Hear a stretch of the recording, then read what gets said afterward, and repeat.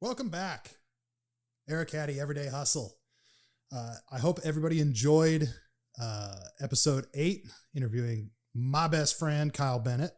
That is by far the longest episode I've recorded to date, but it was immensely fun getting to catch up with my best friend, learning even more than I had ever heard from him about his garage sale business, and turning, basically junk into 6 figures. So I will tell you, out of all of this, what I've learned is I immensely enjoy interviewing people far more than I enjoy talking all by myself. And I really like talking all by myself. But it's just, there's less room for dead space, and it's a little easier for the listener, and I've really enjoyed it. I've also, circle of nepotism has allowed me to really enjoy it because it was my mom and it was my best friend. So I'm actually really excited. In upcoming episodes, I've got 2 or 3 guests lined up. So we've got a guy who started a home concierge service. We've got a software executive who's also an author. And we've got a guy who's well known in the security industry and has an online training program that is immensely popular. So all of those are coming up, something to look forward to. I believe Wednesday is actually the first guest recording of those 3 that I mentioned. The guy's name is Chase Harrell. He is the co-founder and owner of 360 Home Connect, which is a concierge service here in Texas, but they do things all over the country.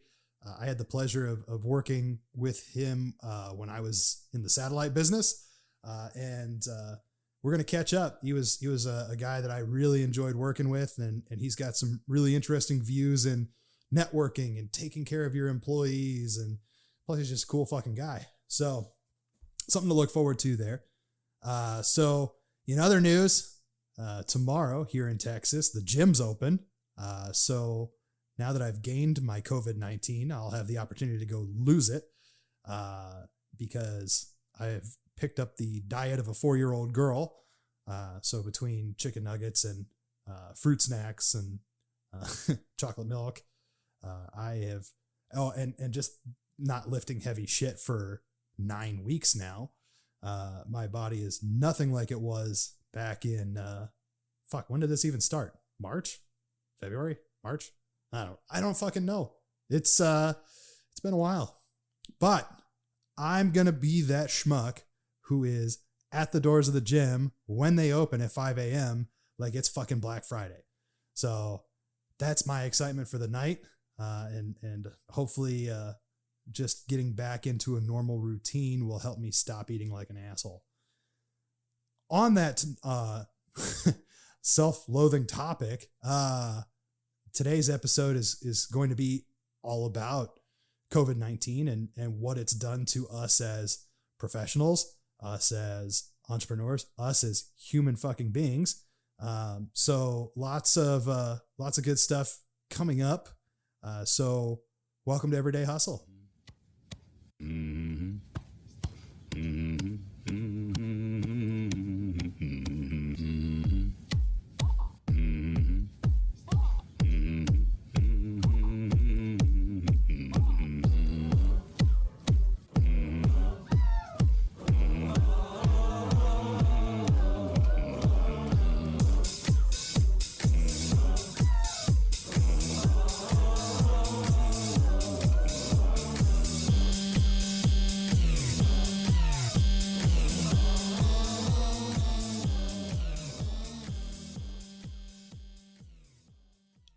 Do you remember 9-10 weeks ago when everything was just news stories and speculation, and it was all in a completely different place? None of it was in the US, and everything we just, life was normal.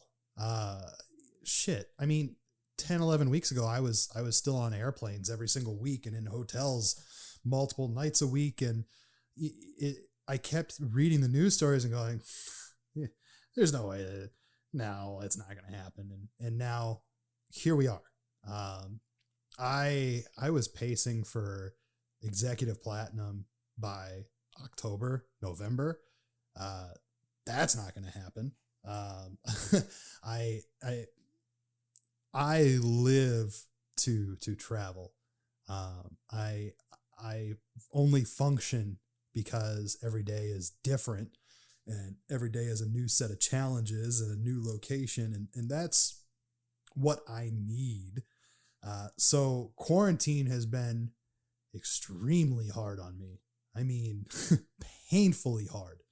I'll give you background. So before I was in my current gig, so pre 2018, I worked for a company where I was one of 26 guys remote across the country. You know, the company was based in Arkansas. I went to that office maybe once a year. Everything I did was from the sanctity of my own home or a hotel room or wherever, but I didn't have an office. I was truly work from home remote, but I traveled. In that gig, I was probably doing between 60 and 70 nights. Well, I mean, maybe even less than that, maybe even 40, depending on the year. I was there for almost 5 years. So maybe 40 to 75 nights, depending on the year we're talking about. And I wasn't flying. I was driving virtually everywhere because I had a territory. My territory was Texas and Oklahoma. And so with the exception of like El Paso, I drove. El Paso is, fun fact, for those of you who are not Texans, you can get in your car in Dallas and you can drive almost 10 hours and you are still in the state of Texas, believe it or not. So that's why I flew to El Paso. But I tell you all this because literally every day of my life was different. I was in a different location. And even when I was working from home, my wife was at work, or, she was avoiding me on the other side of the house. My daughter was either not born yet or she was in daycare every single day. So I was able to come and go as I pleased. And when I got sick of sitting in my home office, I was able to go to a Starbucks and work from a Starbucks, or go to a Jason's Deli and fucking partake in free ice cream cones and work, until I was full of ice cream. I don't know. I could literally do whatever the fuck I wanted. And I really am really struggling with that. It was already a power struggle going to my current gig because it's office based. So I travel far more in this gig than I did previously. But the days that I'm not traveling, I'm expected to be that 9 to 5 office jockey. And that was a really hard adjustment. And it's funny because for 2 years, I've been the most vocal one of why do we come to the office? Half the team is remote anyway. You're losing productivity out of me because I'm wasting 3 hours of my day in a car driving to and from. And I get so much more shit done when I work from home because people aren't popping in my office and shooting the shit with me. And, I can't be as easily interrupted. And I am eating my words because our dreams came true. We got to start working from home. But it was under the weirdest fucking circumstances. And I'm struggling so hard with it because, I can't just get up and go to a Starbucks. I can't just, come and go as I please. I don't have travel breaking up the monotony of my week, because every fucking day is exactly the same. And it's kind of driving me fucking insane. So I tell you all this because a lot of us in the professional workforce are dealing with this same challenge. And it's fucking hard. It's funny because, when I was in my previous gig and we had, people remote all over the country and we all knew we were sitting at home in our gym shorts, just working conference calls, we used to give guys shit if their kids were in the background or if the TV was on in the background. And in this world that we live in today, I can't tell you how many calls I'm on where you hear cartoons in the background or somebody's kid, my kid. And that's okay. Like, everyone has the same challenges today. And that's not to say that I'm America's perfect dad and I haven't lost my temper because my daughter keeps coming in and interrupting video calls and conference calls and webinars and shit like that.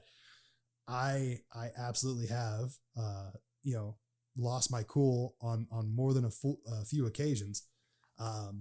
It's funny, actually, just a couple weeks ago, I was doing an interview for SST, which is a security industry training website.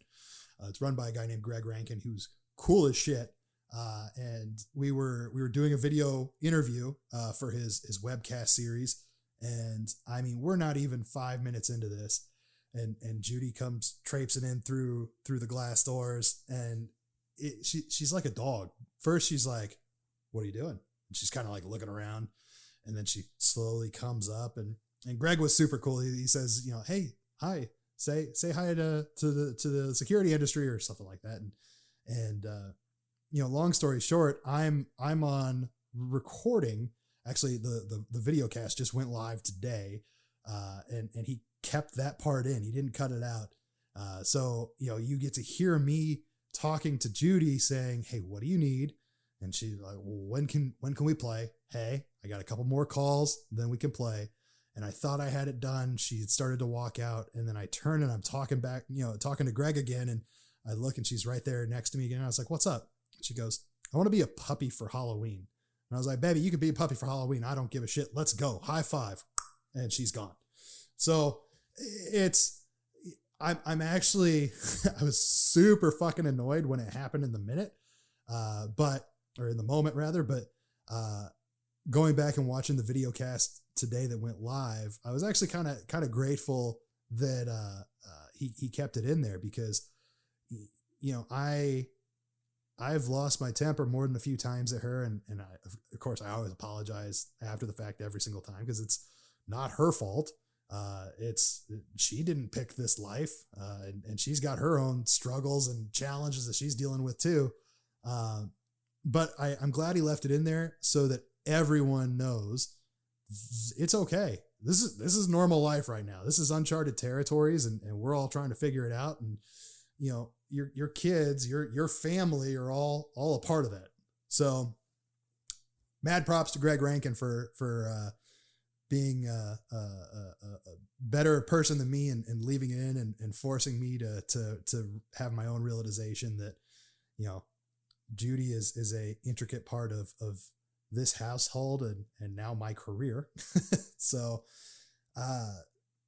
but the biggest struggle besides, balancing, let's talk about Judy for a second. So Judy is, normally in a Montessori school, where there's lots of activities broken up hour by hour, and there's very firm structure and routine, which is kind of the same way her dad lives.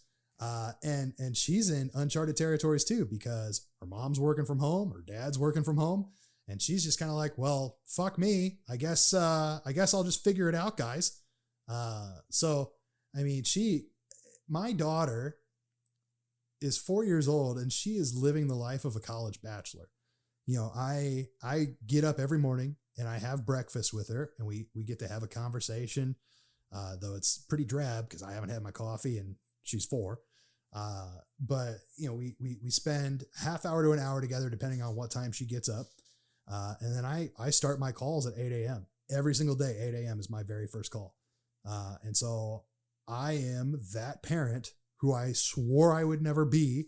And I hand her an iPad and I hand her some headphones, and she just has free reign of a very restricted iPad, for YouTube Kids, Disney Plus, a bunch of learning games, whatever she wants. And I say she's living the life of a college bachelor because as I come out between calls to check on her and make sure that she hasn't burned down the house, she hasn't tried to shave a cat or something, most of the time she is vegged out on the recliner with some snack that she went and, forged up herself, and just man spread across the recliner with her iPad and her snack and food all over. And I was like, holy shit, that was me in 2004. So, it's tough. And I have seen the fury of, a toddler or pre-K age meltdown more in the last 9 weeks than ever.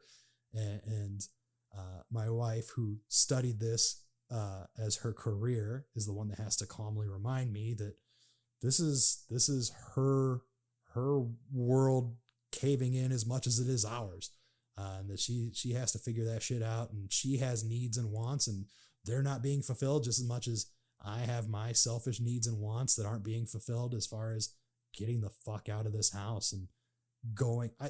I would give nothing more than to be sitting in an Admiral's Club right now, eating, shitty buffet food, complaining about a delayed flight, and my back hurting because the Hilton didn't have as nice of a bed as it should have. I want that life back. And I get it. She has all of her friends that she hasn't seen in 9 weeks, and she wants her shitty cafeteria food at the Montessori school, and she wants playtime. I get that. And before this whole thing started, we were so good at, hey, I'm not going to see you for 4 or 5 days. And when I'm here, you have my commitment that you get my full attention. And now I'm here all day, every day. And she thinks that deal is still on and I have to work. So I want everyone in this world to know that it's okay to be struggling right now. It's okay for your kids to be struggling right now. This is hard. So, and it's funny because everyone who's been working from home is like, what the fuck are you talking about? This is my world every day. Yeah. Except you can't go anywhere. Well, now you can. I mean, shit's starting to open back up. I mean, for the last 9 weeks, nothing has brought me more joy than going to the grocery store, because that was the only time I really got to leave the house, was go to the grocery store, and sometimes go to Lowe's. So, yeah, it's a struggle. It's hard. But I guess that brings me to my last bullet point of making it work for you. And so I say that because in the last 9 weeks, I've done a lot of things that I would not have done previously, because of time constraints, or, well, really just mostly time constraints, or interest, or financial ability. Because while I feel so much for the people that are being struck the hardest by the COVID-19 quarantines because of their furloughed or, whatever, it's actually kind of been a financial win for the Hattie house, because I'm not paying tolls every day. I'm not paying, gas. I'm not gassing up my car every single week, sometimes twice, driving to the office. I'm not eating out nearly as much as I did. Certainly didn't realize how many times I was walking to the vending machine down from my office to get a Coke Zero. So I'm saving a shit ton of money under this quarantine. So that's allowed me to do a few different things that I would normally probably wouldn't have done otherwise, such as finally get around to building my server rack and wiring my house with Ethernet in a bunch of the rooms, such as launching this podcast. I had every intent. I went back and looked, and I've had the podcast equipment since November, and I didn't even hit the record button for the first time until April. So that, I mean, all the best intentions, no follow through, which now that I think about it would be probably a great title for my autobiography. All the best intentions with no follow through. The Eric Caddy story. But there's a lot of things that I've not done good in this quarantine. I've not been the most patient parent. I certainly haven't maintained the workout, regimen that I did previously. I haven't ate as clean and as healthy as I did before quarantine. But I've made more time for my family. I've made more time for personal projects that keep my mind entertained and keep me sharp. And I've launched this podcast. And the beauty of it is a lot of the heavy lifting that needed to be done to get it started. I was gifted the time because of this quarantine. And now when the world comes back to normal, it won't be nearly as hard to maintain this because all the hard shit's already done. Now I just hit the record button for an hour or two each week, chop it up, cut it up, make it look pretty, and send it to the interwebs, and job's done. So I encourage each and every one of you to find something that you have been putting off, that you have been, kicking around, that you were unsure you would be able to do. And I challenge you to do it. Because now, if there was ever an excuse to not do it, surely now all of those roadblocks and walls and barriers must be gone, or must be a lot easier to break through. So, that's my personal challenge to you is whatever can you've been kicking down the road for a while, just grab it and go. I did. And I'll tell you, I've been so thankful that I did, because I found something that I didn't know I would enjoy that I do, whilst also bringing back from the dead some of the things that I enjoyed from years and years and years ago, that I haven't done in forever. Like, playing in, audio editing, playing in video editing, shit I haven't done since college. So make it work for you. The other last piece of advice that I would give you, and I'm putting it out there more for myself than for anybody else, because my stupid ass needs to listen, is breaking up your day. I'll tell you this, when in my previous gig, I was the king of making it work for me. And I think I talked about it in an earlier episode. I was able to go to the gym for hours and start my day at a later point in the morning. I was able to leave on Fridays for a 3-day weekend of sorts and still knock out all my shit.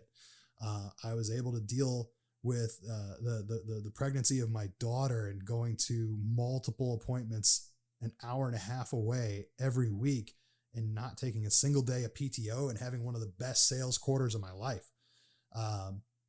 And all of that, it's like a bike that I just completely forgot to ride, because as soon as this quarantine started, I have literally, traipsed into the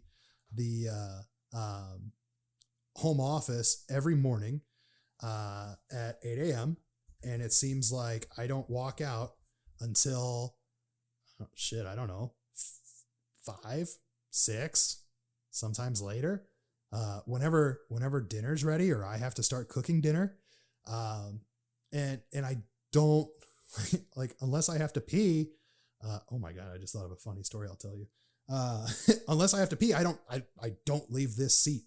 And that's not fucking healthy. So I'm putting it out there for myself more than anybody else. Be like 2015 Eric. Don't be like 2020 Eric. Break up your day. You have to, I'll give you examples of what I'm going to do. My challenge to myself this week is to take less calls from my office and take more calls whilst walking the trails in our neighborhood. We're very fortunate that we have miles and miles and miles of gravel trails that go all around Lake Louisville, and they're gorgeous. And there's no reason why I can't just strap on my AirPods and go. So I'm going to do that. I'm going to do better about making, time blocks on my calendar this week to come out and give my daughter more dedicated time than the 5 minutes between two conference calls where I'm filling my water cup and using the restroom.